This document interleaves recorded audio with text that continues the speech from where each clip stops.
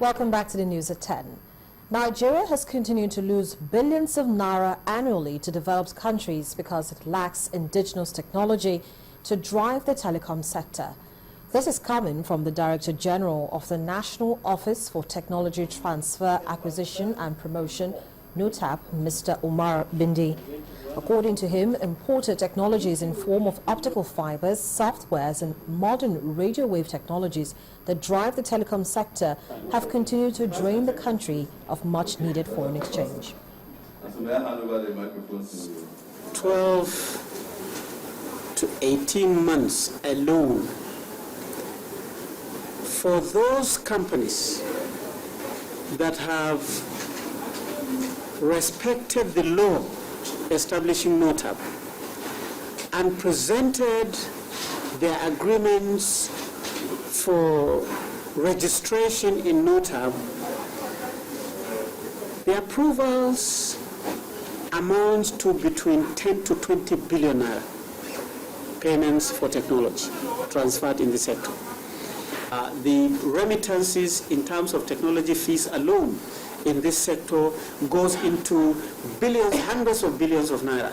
And we are not resting our oars on trying to say that Nigeria cannot continue to source software and other electronic requirements for this sector from outside. Therefore, we are also influencing our universities. We are also influencing our research institutions. We are also influencing our polytechnics on the basis of the information we get as a result of this regulation to make sure that they too, they ginger, they change their syllabus, they change the way they hire lecturers, they change the way they motivate teachers and researchers, and they change the way students choose their projects. Hopefully, in the next 5-10 years, we should be able to see the amount of money leaving Nigeria for the requirements of the communication sector reducing because our policies are able to break the critical mass of highly skilled manpower in the sector so that we too are creating high-wage jobs. We have software, we have engineers that can make and mount masts. Well, in an effort to ensure economic development across Kwara State, Governor Abdul Fattah Ahmed has flagged off the reconstruction of a 65-kilometer Kayama-Kishi road at a cost of 7.9 billion naira. While flagging off the road, the governor urged the federal government to refund outstanding monies owed to the state, which he put at 4 billion naira. He said the federal government has not paid the state for the rehabilitation of Baruba Chikankaba Kosobosu Road project, which was completed 5 years ago. We are driven by the socio-economic factors and the need to promote the welfare of our people to intervene on this and other federal roads in the state. As a resourceful administration, we have secured necessary funding for job starting and successfully completing this project. The 64-kilometer Kayama-Kishi road is being reconstructed for a contract sum of 7.9 billion naira. It is important to emphasize, as we flag off this road, that the federal government is yet to refund the 4 billion naira outstanding balance for the rehabilitation of Ilesha Baruba Chikanda Road more than 5 years after the road has been completed. Despite these setbacks, our administration will continue to intervene on federal and indeed other road projects in states to reduce the discomfort caused by these roads. I urge you to monitor the road projects to ensure effective and efficient implementation. Kwara State Governor Abdul Fattah Ahmed. Now, ahead of this year's World AIDS Day, which comes up on December 1st with the theme Close the Gap, stakeholders in Nigeria's HIV response have identified limited local response, challenges with human resources for health, and limited access to HIV services as some of the hindrances to bridging the gap to zero new infections and treatment. Tonight on our Focus on Health, our correspondent Yomi Otaigbe reports that despite encouraging statistics, there's more to be done towards halting the HIV situation in the country.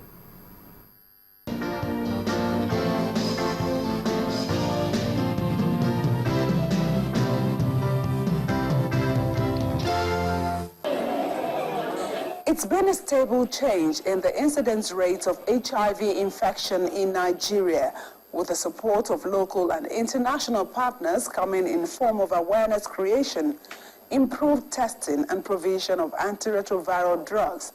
The country's HIV prevalence rate dropped from 5.8% in 2001 to the current 3.4%. But behind these figures lies a huge gap in access to HIV/AIDS services in Nigeria.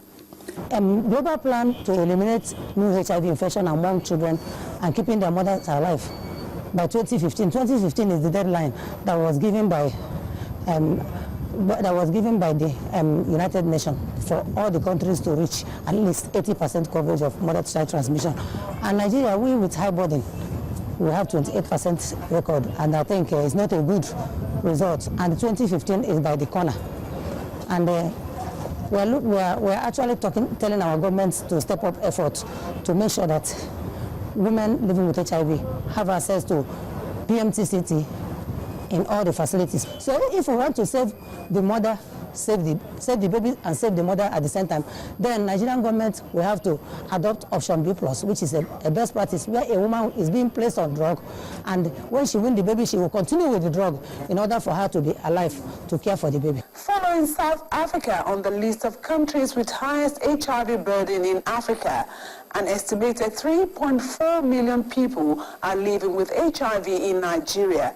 But only about 600,000 of them out of the over 1.6 million eligible population have access to antiretroviral drugs.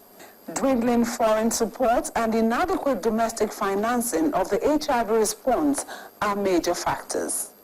We can say that the situation is devastating, especially for a person living with HIV and AIDS, because the drug represents life and the drugs are not there. So the situation represents, that is devastation if you ask me to describe it. And again, to compound the situation, for those that are already on treatment, they have been asked to pay for certain services that were free before now. For example, people are asked to pay for lab tests, people are asked to pay for consumables, people are asked to pay to enroll into the treatment program, people are asked to pay for consultation. And again, for our members that are not able to pay for these costs, they have no option than to go home. And going home means that they're just waiting for death to come. The only answer is that we have to look inwards. Domestic funding. Last year, the President launched the President's Comprehensive Response Plan to HIV. And that plan aims to put, we have like 700,000 people on drugs now, almost double it, and then, look after elimination of mother-to-child transmission. We're going to test as many Nigerians as possible, but also put like 40,000 Nigerians on drugs. And we're asking everybody to go and test. That's the only way we know who is positive. What may, however, continue to be a clog in the wheel of progress in HIV/AIDS control and prevention in Nigeria is the palpable stigma and discrimination of people living with the virus. Reports have shown that people are not testing because of the fear of the repercussions of that test. The fear of stigma and discrimination by their families, the fear of stigma and discrimination by their communities, the fear of stigma by their churches and mosques, the fear of stigma and discrimination by their friends, the fear of stigma and discrimination by their places of work. I will tell you that in Nigeria, people still do not employ people by virtue of their seroprevalence status. And it might be instructive for you to know that the first program on World AIDS Day is the signing of the HIV anti-discrimination law by no other person but Mr. President. Addressing stigma and discrimination, no doubt, is an important key factor in HIV control. But equally paramount is the need for urgent expansion of knowledge about HIV prevention and access to antiretroviral therapy. Nigeria is lagging behind in the attainment of the Millennium Development Goal 6, particularly on universal access to antiretroviral drugs for all who need them. Only 30% of national need is presently being met. Yomi Otaibu reporting for Channels Television News.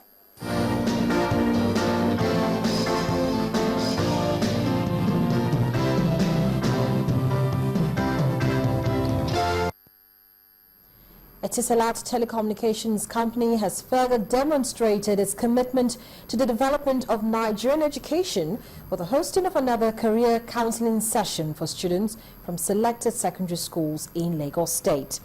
The event, which was in collaboration with Lagos Empowerment and Resource Network, LEARN, is aimed at helping students choose careers that would suit their strengths and make them useful to society. The career counseling session is the 12th in the series. Benefiting students are from schools within the Lagos Education District 3. They are on the verge of making career decisions, and so Etisalat and Lagos Empowerment Resource Network consider it needful to guide them. Most importantly, you must possess effective use of the English language. Different resource persons provide working definitions of the various professions, challenges, personality traits, and the requirements to take a profession as a course of study in higher institutions. Students are exposed to detailed information required to guide their decisions and career paths. In terms of choosing a career, there are a number of factors you need to consider. One of it has to do with your passion. What is your passion? What drives you? What motivates you? What values do you have towards you as a person? What innate abilities were you born with in terms of, are you creative naturally? Also your personality. Are you an enthusiastic person? Are you an extrovert? The session is facilitated by a Etisalat Employee Volunteer Program, where employees have the opportunity to give back to society through impacting their knowledge and skills. I'm very happy because it leads me in a way that I have to choose the right choice, and I know where I'm falling, where I'm low, and I know the negative and positive side of my career. We think that instead of waiting for life to happen to them by chance, we can come in and give them the necessary guidance that they need to make the right decisions at the right time. Because for most people, it becomes too late before they realize that nobody is helping me. They just go through life without proper direction. But what we want to do is to set the right tone for these people or pupils in terms of direction. It's a seed that has been planted, you understand? Like the seed has been planted in the children today, it's going to germinate. All we can do is to pray for it to germinate. And I'm sure that with the lives that we've touched today, they would run with it and they would take decisions on what career options they would want to do. The program also featured spelling and debate competitions that saw students going home with laptops and other learning materials. Kelvin Obete, Channels Television News.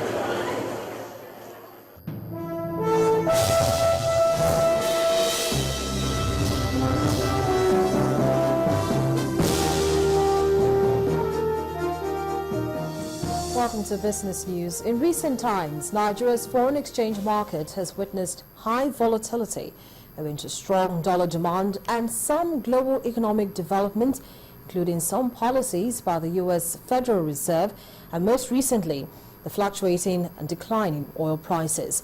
While the central bank has consistently intervened to calm the forex market, so selling a total of $17.58 billion in the first half of the year. The recent shifting of the Naira band from 155 to 168 Naira to the dollar, according to the Apex Bank, was to prevent more speculative trading. In this report, we take a look at the implications of the Monetary Policy Committee's decision to devalue the Naira, its effect on the forex market and expectations in the short to medium term. For more than 2 decades, Nigeria's forex market has been affected by various global economic developments, including fluctuating oil prices. The first major devaluation was in 1986 under the administration of former military President General Ibrahim Babangida, with the introduction of the Structural Adjustment Program, when the Naira to the dollar exchange rate was 2 Naira to Kobo. Over the years, market demand and supply has resulted in gradual shifting of the midpoint of the Naira. The second time there was a major depreciation in the Naira was in 2011, following an $11 billion drop in forex reserves as the CBN struggled with its strategies to restrain dollar demand and maintain a stable official exchange rate at the foreign exchange window. In 2013, the CBN defended the local currency against the dollar with about $26.6 billion from the external reserves. In the first half of this year, the Apex Bank sold about $17.58 billion to end users on increased dollar demand.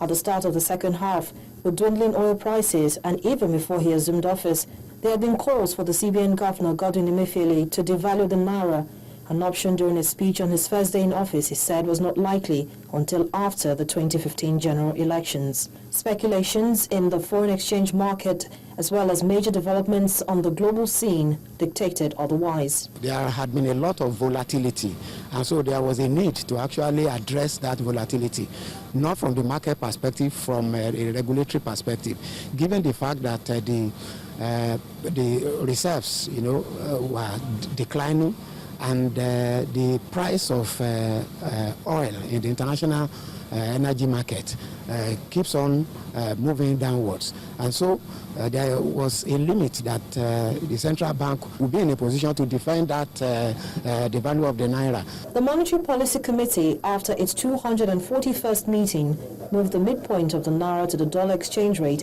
at the official window from 155 to 168 Naira to the US dollar. The dollars have been trading beyond the band that was set officially. So with this movement now, what they have done is that they have covered the band. The exchange rate will trade in that region. Now again, what they did again was to tighten the market, to increase interest rate, to make sure that yield on Nigerian investment are higher and more attractive. So what you see is that a lot of those guys who have been putting pressure on the dollar they'll bring the money back. What are the implications on the forex market and possible way forward? There is a likelihood that aside from the effect of inflation and aside from the effect of having to pay higher for credit or loans that you've taken from the bank, then we might begin to see goods and services locally becoming more expensive. It has that pressure of immediately putting price up, but in the long run, if we actually react the way we are supposed to react, it's supposed to help us to develop our local capacity, develop our local base so that people can focus on consuming local products rather than international products. In the short to medium term, the CBN and Ministry of Finance plan to formulate action policies to defend the Naira and the economy. In the days ahead, Nigerians will be waiting to see how things play out. Harriet Agbengi.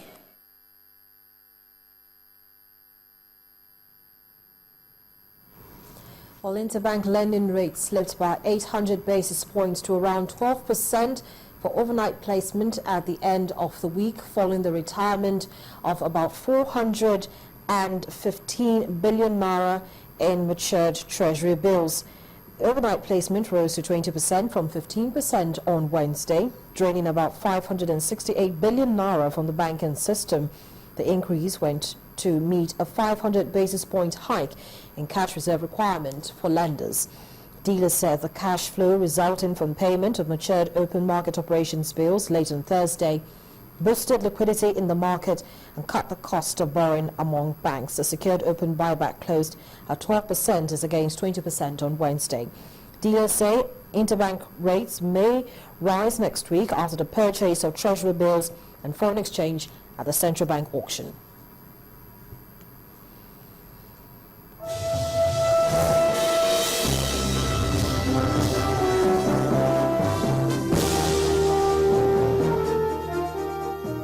Next on the news at 10, Ray Rice is free to play again in the National Football League after winning an appeal against his indefinite suspension. That's on Sports News. Please stay with us.